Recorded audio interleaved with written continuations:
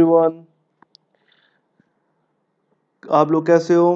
काफ़ी दिन के बाद आज हम लोग अपना नया चैप्टर शुरू करने जा रहे हैं, that is supply. Elastic supply और डिमांड हमारा हो गया था एंड ये थर्ड है और आप लोग का ये जो है 9th चैप्टर है।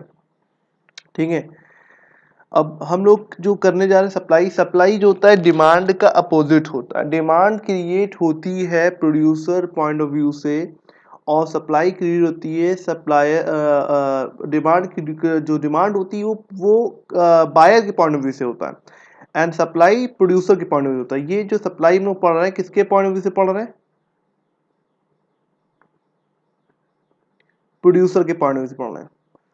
जैसे कि हम लोगों ने डिमांड में पढ़ा था कि बायर का मेन एम होता है कि कोई चीज़ को परचेज करे कम प्राइस पर और उससे सेटिस्फैक्शन ज़्यादा ऑब्टेन करे।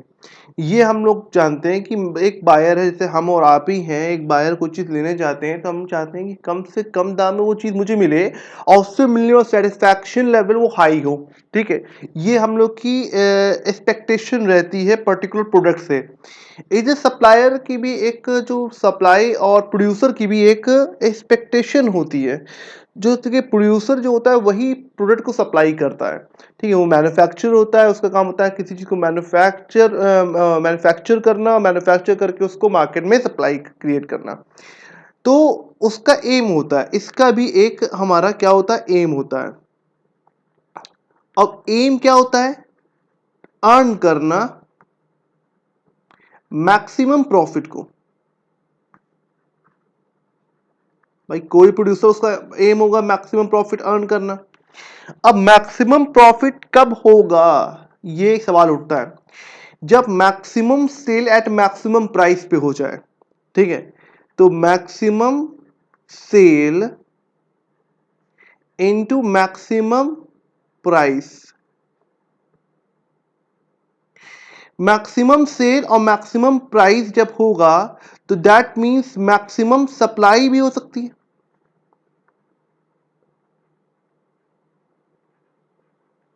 तो हम कह सकते हैं कि maximum supply plus maximum sale into maximum price. ठीक है, तो maximum supply into maximum supply into maximum price भी कह सकते हैं। तो maximum into maximum is equal to maximum profit. ये एक्सपेक्टेशन होता है। क्या होता है? क्या होता है? इज एक्सपेक्टेशन ऑफ, और ये होता है एक्सपेक्टेशंस। अब देखिए जैसे कि हमने यहाँ बात की थी कि प्रोड्यूसर का एम होता है maximum profit, maximum sale into maximum price. ठीक है, मैक्सिमम सेल करना मैक्सिमम प्राइस पे और इससे मैक्सिमम सप्लाई करना मैक्सिमम प्राइस पर, ये भी कह सकते हैं। ठीक है, और ये क्या होता है? Is the expectation of the producer. लेकिन एक्चुअल में ऐसा नहीं होता। हम सिर्फ किसके पॉइंट ऑफ व्यू सोचेंगे इस चैप्टर में? प्रोड्यूसर के पॉइंट ऑफ व्यू सोचेंगे। उसका एम क्या होता है? उसका एम होता है कि सप्लाई क्या होती है, पहले हम लोग ये समझ लेते हैं। एम तो समझ में आ गया कि भाई एक ये जो सप्लाई चैप्टर पढ़ना है प्रोड्यूसर के पॉइंट ऑफ व्यू से हमको सोचना है और उसका एम क्या होता है? मैक्सिमम प्रॉफिट अर्न करना। और मैक्सिमम प्रॉफिट कब अर्न हो सकता है? जब मैक्सिमम सेल होता है एंड मैक्सिमम प्राइस पे, या मैक्सिमम सप्लाई होता है मैक्सिमम प्राइस पे। एक स्टूडेंट था, उसने पूछा कि sir maximum sale into maximum price तो समझ में आ रहा है कि इससे मैक्सिमम प्रॉफिट होगा, लेकिन मैक्सिमम सप्लाई और मैक्सिमम प्राइस से मैक्सिमम प्रॉफिट कैसे हो सकता है? सप्लाई का मतलब सेल तो होता नहीं है। ठीक है, तो वो प्रॉफिट में कैसे कन्वर्ट होगा? सवाल उसका अच्छा था। देखिए सप्लाई, ट्रेडिशनल इकोनॉमिक्स मानते थे कि आपने एक बार मार्केट में प्रोडक्ट को सप्लाई कर दिया तो वो सेल भी हो जाएगा, वो रुकेगा नहीं। तो ट्रेडिशनल कंसेप्ट के हिसाब से सप्लाई ही सेल होती है। ठीक है, तो दोनों चीज़ एक ही है। आज के वक्त में जो मॉडर्न कंसेप्ट ऑफ इकोनॉमिक्स है वो इकोनॉमिक्स मानते हैं कि भाई जब तक आप प्रोडक्ट को हाथ में नहीं रखोगे किसी के, ठीक है, प्रमोशन नहीं करोगे, P7 अप्लाई नहीं करेंगे मार्केट में, टारगेटिंग एंड सेगमेंटेशन नहीं करेंगे मार्केट में, तो आपका प्रोडक्ट कभी भी प्रमोट नहीं होगा, सेल नहीं होगी। कॉमर्स में आप लोगों ने ये पढ़ा होगा, ठीक है। टारगेटिंग, सेगमेंटेशन, जहाँ पहले सेगमेंटेशन किया जाता है, फिर टारगेट मार्केट ली जाती है, उसमें P7 अप्लाई की जाता है, प्राइस, प्रमोशन, प्लेस, ये सब चीज़ें अप्लाई की जाती हैं, फिर जाके सेल होती हैं। पहले वक्त में ऐसा नहीं था। पहले वक्त में एक मार्केट होती थी, ठीक है, उस मार्केट में सप्लाई रख माल को ले आए, प्रोडक्ट सप्लाई कर दी, अब वहाँ पे लोग उसको देख रहे हैं, देखने में उसको परचेज कर रहे हैं। ये नॉर्मल कंसेप्ट था, ठीक है। इसीलिए पुराने ट्रेडिशनल इकोनॉमिक्स के हिसाब से maximum supply into maximum price भी इक्विवेलेंट होता था maximum sale into maximum price की वजह से, तो इस वजह से मैक्सिमम प्रॉफिट कहलाता था। नेक्स्ट, अब हम लोग सबसे पहले समझ लें कि सप्लाई क्या होता है। Supply refer to quantity of the commodity. Supply refer to the quantity of the commodity that a firm willing and able to offer for sale at a given price during the given period of time. अब same जो definition हमने पढ़ी थी demand में, ठीक है, क्या demand में हमने क्या पढ़ा था, एक बार रिकैप करें कि डिमांड में हमने ये जाना था कि व्हेन एन इंडिविजुअल, ठीक है, विलिंग, ठीक है, when an effective desire of the individual, ठीक है, willing to buy an ability to purchase at a particular time at particular price, that is called demand. मतलब कि सप्लाई भी यही चीज कह रहा है कि एक सप्लाई क्या होती है, जो क्वांटिटी ऑफ द कॉमोडिटी, वो क्वांटिटी कॉमोडिटी की, ठीक है, जो विलिंग और ability to offer for the offer किया सेल के लिए।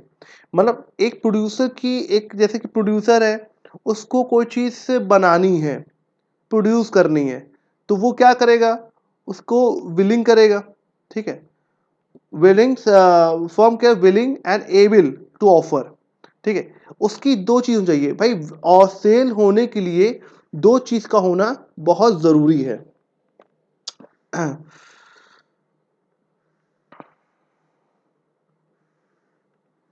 सेल होने के लिए दो चीज का होना बहुत जरूरी है। क्या क्या चीज होगी वो, सप्लाई होने के लिए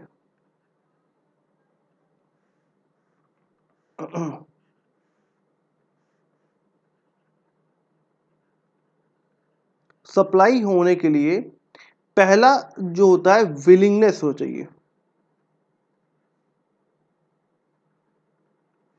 दूसरा जो मेन इंपॉर्टेंट पार्ट है वो क्या होता है, एबिलिटी, एबल फॉर सेल, इस लायक होना चाहिए वो बिक सके। तीसरी चीजें इन्होंने कहा किया कि गिवन प्राइस, प्लेस और टाइम, ये तीन चीज का भी होना है। जब ये तीन चीज कंबाइन होती है तो वो क्या बन जाता है, सप्लाई बन जाता है।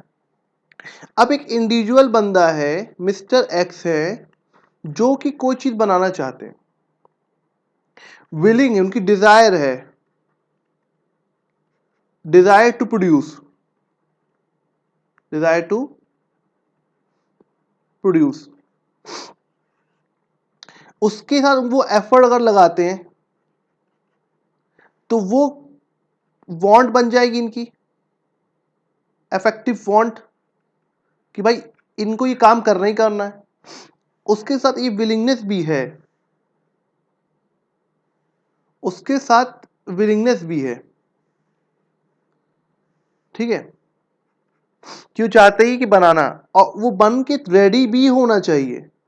जैसे कि हमको पता है कि रॉ मटेरियल जो होता है कन्वर्ट होता है फिनिश गुड में, और इसके बीच में वर्क इन प्रोग्रेस होता है।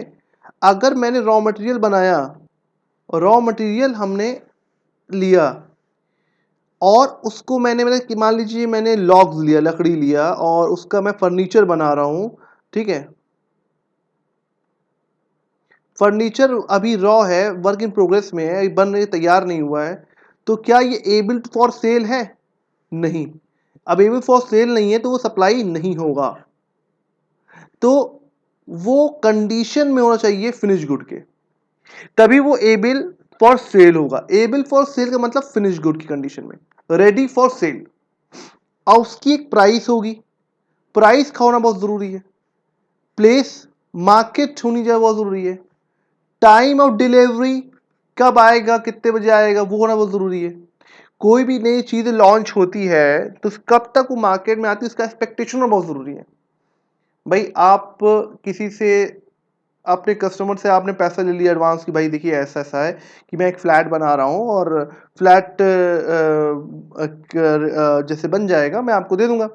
उनसे उन्होंने ले लिया भाई, फ्लैट का पैसा ले लिया, लेकिन उसको टाइम नहीं दिया कि मैं आपको डिलीवरी कब दूंगा, आपके नाम रजिस्ट्री कब करूंगा। तो ये चीज़ें तो कंफर्म नहीं है तो वो सप्लाई नहीं होगी। तो सप्लाई में ये एसेंशियल पॉइंट्स आते हैं। ठीक है, तो सप्लाई की समझ में आया क्या क्या होता है। Supply refer to the quantity of the commodity that the firm willing, पहला क्या पॉइंट है, विलिंग, और दूसरा क्या है, able to offer for sale, finish good के बारे में कह रहा है, ये फिनिश गुड की कंडीशन में होना चाहिए।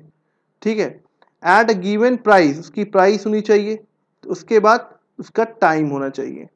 ठीक है, टाइम होनी चाहिए, ये सारी चीजें होंगी तभी सप्लाई कहलाएगा। उसमें एक भी चीज मिस हो गया सप्लाई नहीं बनेगी। अब इसमें दो तरह की सप्लाई होती है, इंडिविजुअल सप्लाई होती है एंड मार्केट सप्लाई होती है। अब सबसे पहले बात करेंगे हम लोग इंडिविजुअल सप्लाई की।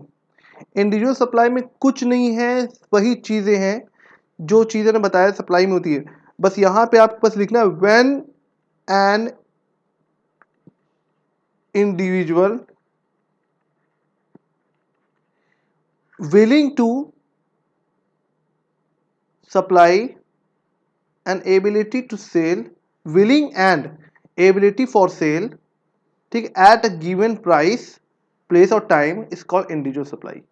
बस यही कीवर्ड्स को, एक, दो और तीन, यही कीवर्ड्स को आपको लिख देना है, इंडिविजुअल सप्लाई की मीनिंग बन जाएगी। और सेम मार्केट की क्या बनेगी, मार्केट बस क्या होगा कि ऑल द प्रोड्यूसर आएगा, बस इतनी सी चीजें आ जाएंगी, इतनी सी चीजें देखिए आ जाएंगी, बस कहा गया ये चीजें, बाकी सारी चीजें सेम रहेगी। एबल, ये able, willing, able for sale during the given period of time, ये सारी चीजें सेम रहेगी। अब दूसरी मोस्ट इंपॉर्टेंट थिंग्स क्या है, स्टॉक एंड सप्लाई। ये समझना बहुत जरूरी, सप्लाई क्या है एंड स्टॉक क्या है। Stock refers to the total quantity of a particular commodity that available, जो कि available है with the firm at a particular point of time। ठीक है, अब सप्लाई बन गया, supply is that part of stock, वो स्टॉक का पार्ट होता है which is producer is willing और able to bring in the market। देखिए यहां पे bring वर्ड आ गया है ना, ब्रिंग हो गया। अब मार्केट में sale during the particular period of time, जैसे कि एग्जांपल के तौर पे मैं एक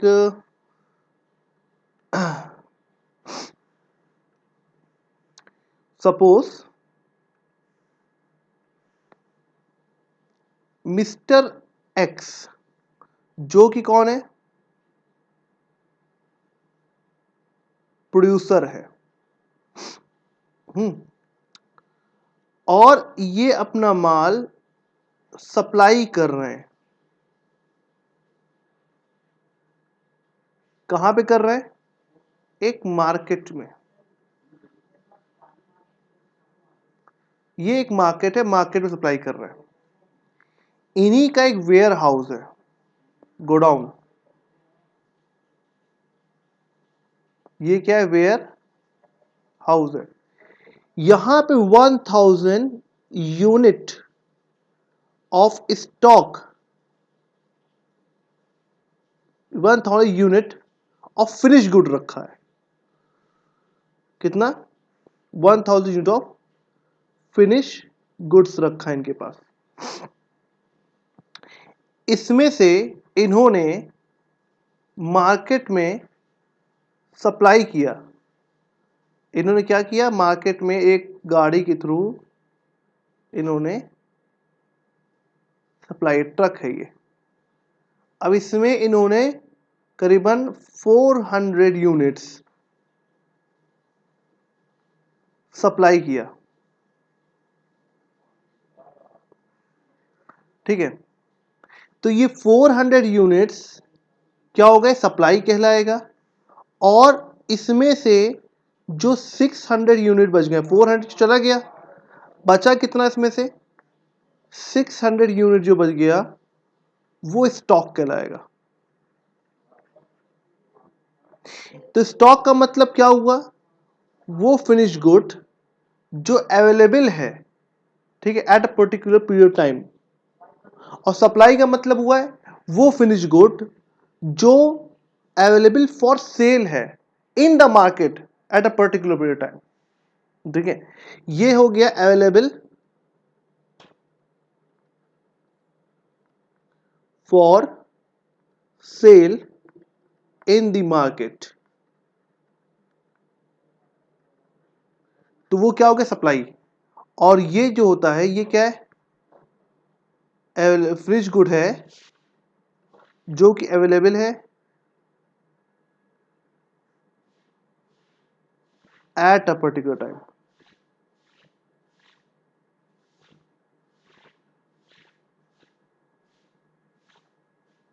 पीरियड ऑफ टाइम। तो ये फर्क होता है इन दोनों में। अब ये अवेलेबल है कहाँ पे, वेयर हाउस में हो सकता है, कहीं भी हो सकता है, कंपनी में हो सकता है, लेकिन ये मार्केट में है। अगर जो स्टॉक मार्केट में है वो सप्लाई हो गया, जो स्टॉक अभी तक रॉ मटेरियल जो है वो कंपनी में है या वेयर हाउस में है वो स्टॉक कहलाएगा। तो ये चीज़ें एग्जाम में बहुत ज़्यादा पूछी जाती है। ठीक है, फिर से मैं एक बार पढ़ दे रहा हूँ, क्योंकि अवेलेबल, अब स्टॉक का मतलब available with a firm at a particular point of time. ठीक है, वेयर एज स्टॉक क्या होता है, stock willing and able to bring into the market for sale during the given period of time. तो उसे हम लोग क्या कहते हैं, उससे हम लोग क्या कहते हैं, स्टॉक एंड सप्लाई, दोनों डिफरेंस हो गया मेरा। अब सप्लाई फंक्शन क्या होता है, नेक्स्ट क्लास में इसको हम लोग कवर करेंगे, सप्लाई फंक्शन क्या होता है। ठीक है, थैंक यू क्लास।